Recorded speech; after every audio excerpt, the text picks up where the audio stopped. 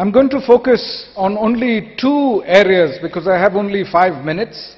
The first area is openness, where the Government of India is doing rather well and setting the stage for social media adoption.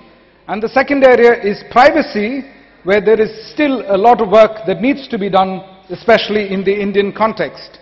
Just to go very quickly through the policy infrastructure around openness.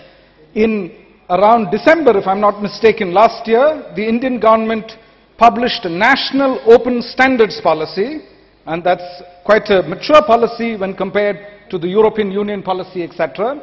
It also, along that time, produced what is called a government interoperability framework. It's a list of open standards that have to be used across e-governance applications, across ministries and departments. And most excitingly, the Government of India, the Department of Information Technology in particular, is now working on what is called an electronic accessibility policy. This is still not published and finalized, but will hopefully be finalized quite soon. Why is this policy important? You might say that electronic accessibility only benefits 6% of our population that is disabled. That is true. But what we forget, most of us in this room, is that most of us are still only temporarily abled. As we all grow older, all of us will become disabled and will depend on the same accessibility technology that is used by the disabled persons. Also, the very same technology, voice to text, text to voice, accessibility technology, is also useful to 48% of our population that is illiterate and cannot read either from a phone or a mobile phone, from a computer or a phone, and it is again the very same accessibility policy that will make e-governance systems, including social media systems, accessible to the illiterate populations. And finally, users on mobile phones, 700 million connections in the country today, and if our e-governance systems are voice-enabled, immediately we will be able to talk to all those citizens. So that's a policy area where we are doing rather well. Privacy is an area where we are making very limited progress. The Department of Personnel and Training has just published a framework document on the privacy law, and we are still waiting for the first draft of the privacy law. We have no idea what that's going to look like.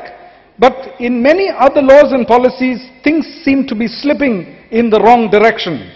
And in the morning sessions, you heard about the IT rules, and most people in the morning session were focusing on the rule concerning intermediary liability and due diligence. There is another rule that has been also published, and comments were requested to the 20th of this month. That's the rule binding cyber cafes. Most of us know that we already have to provide identity documents when we visit cyber cafes, and research has proven that this has resulted in less participation or less use of cyber cafes by women, because women feel threatened when they give their personal information to cyber cafe operators. And the latest rules propose that cyber cafe operators hold the logs of our internet transactions for 6 or even up to 3 years. What this basically does is undermine anonymous speech and pseudonymous speech online. And that comes with a cost. Whenever I open the newspaper, I can constantly see reports of an anonymous government official making a statement or an anonymous industry player making a statement. Why should that right, which is currently provided to the elite in the country, be denied from ordinary citizens, especially through such a blanket surveillance regime that will come into place once the cyber cafe rules are notified? It's not only the government that ordinary citizens fear when it comes to privacy infringement. It could also be other citizens themselves. There are 2 cases in UK, the case of a woman dropping a kitten into a dustbin, and also the phenomena of human flesh search engines in China.